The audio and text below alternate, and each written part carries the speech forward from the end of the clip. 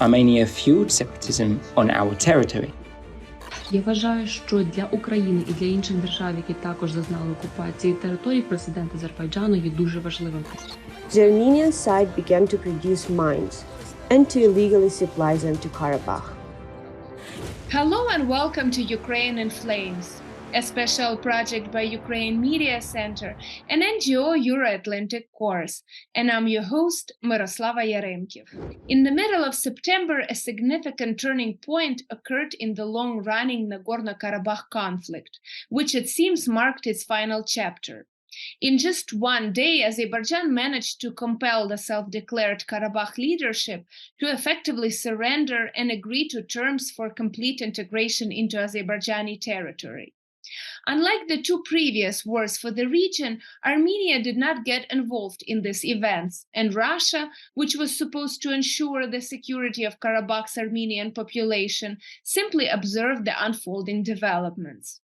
In today's episode, we're going to talk about the factors leading to the recent escalation in Karabakh and explore why this situation holds significant relevance for Ukraine and other states grappling with occupied territories. If you want to learn more about this subject, please continue watching this video and subscribe to our channel so that you don't miss our videos in the future. First, we're going to begin with Azerbaijani military expert Agil Rustamzade, who will provide a brief update on the current situation in Karabakh. In short, a set of measures aimed at restoring the constitutional order in Karabakh is being implemented. This set includes both humanitarian operations and the disarmament of illegal armed groups. Filtration measures are being taken also in this region. Part of the illegal armed groups, as well as some residents, committed war crimes during the First Karabakh War in the 1990s.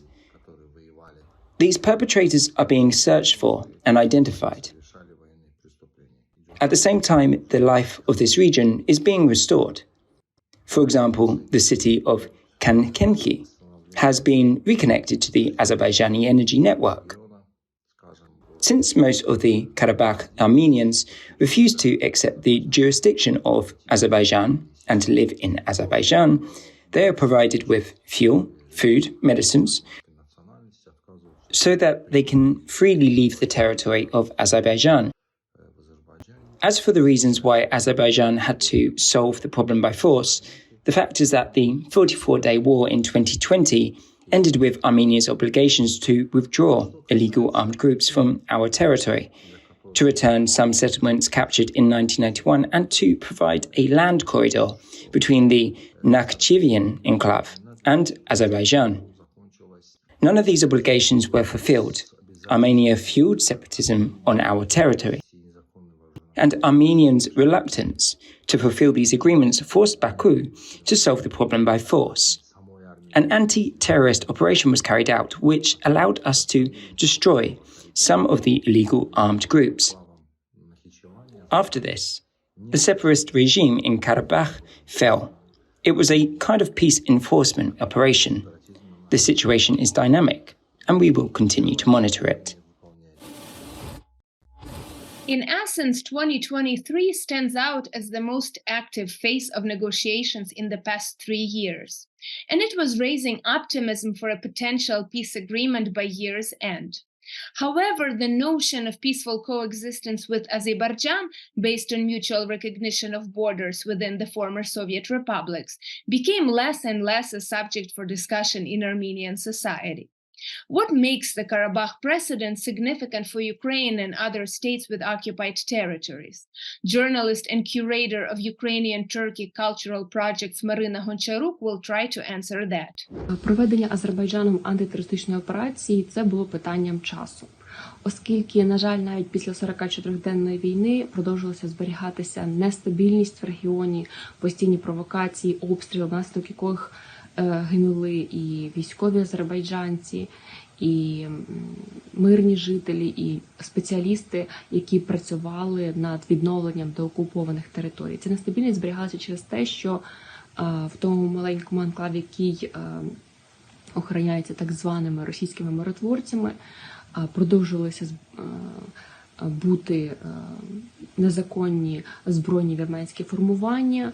І, на жаль, після 44-денної війни, незважаючи на те, що Азербайджан приймав кроки для того, щоб готувати підписання мирного договору, Вірменія, навпаки, шукала якісь можливості для того, щоб зберігати нестабільність, щоб, можливо, був якийсь реванш. Це були дуже суперечливі заяви Нікола Пашиняна. В одних він говорив про те, що він визнає територіальну цілісність Азербайджану, в інших він протирічив сам собі і шукав якусь підтримку для можливого реваншу.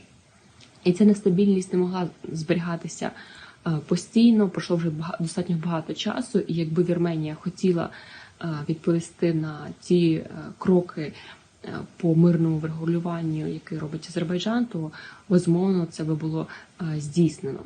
Я вважаю, що для України і для інших держав, які також зазнали окупації територій, президент Азербайджану є дуже важливим, тому що це сигнал, що деокупація територій власними силами – це можливо.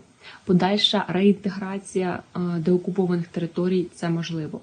Вирішення проблем з незаконними збройними формуваннями на власних територіях – це також можливо. Безумовно, це відбувається інколи занадто довго, інколи величезною ціною.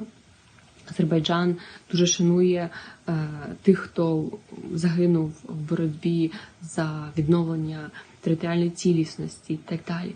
Але для України і для інших держав, власне, в першу чергу це Грузія і Молдова, це сигнал, що деокупація територій і реінтеграція їх – це можливо.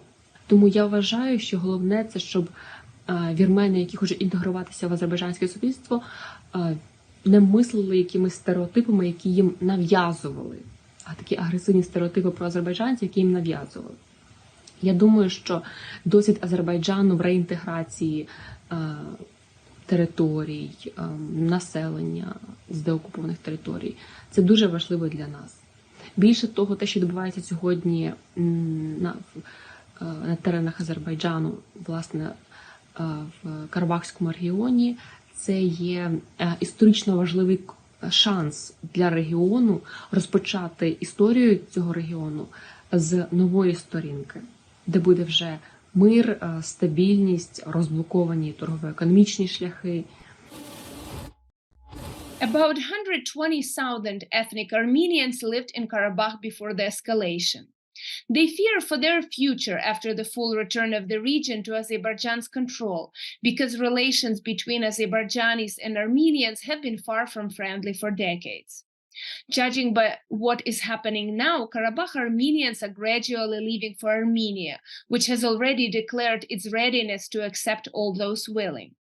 The main question now is whether Baku will hinder this process. Azerbaijani journalist Mehriban Kasumova has an answer for that. So, why did the local anti-terrorist operation take place in Karabakh region of Azerbaijan? A lot of people want to know the answer to this question.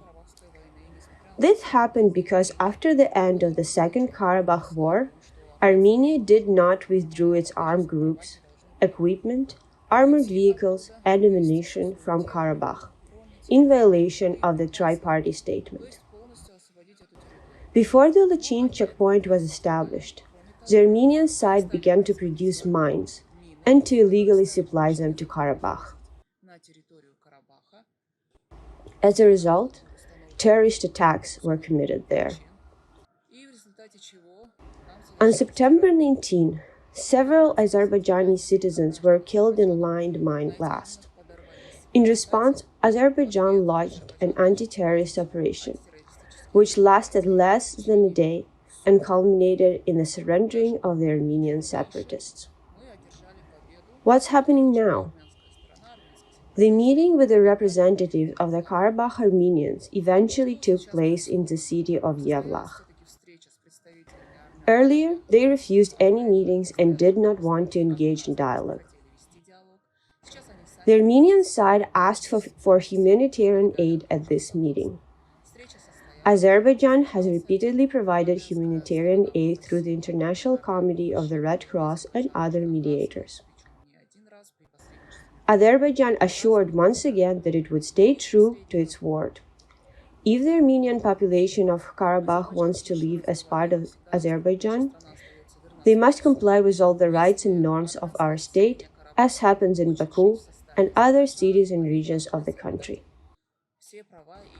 Our country is home to a huge number of representatives of other peoples and nationalities: Russians, Jews, Lesbians, Kazakhs. That is, no one is oppressed here. Everyone lives in good condition. Everyone has the right to hold their events, the right to religious freedom. Therefore, if the Armenians of Karabakh want to live in dignity, and not the way they have lived all these last 30 years, they should not miss this historical chance. Of course, they have the right to choose. If they do not want this, they can leave the territory. But any sane person understands that the best thing is reintegration into Azerbaijani society, so that all transport communications are opened. You've been watching a special project by Ukraine Media Center and Euro-Atlantic course dedicated to the Russian-Ukrainian War, Ukraine in Flames. In the description under this video, you can find information on how you can help Ukraine fight Russian aggression. If you find our work useful, please like and share this video. Slava Ukraini!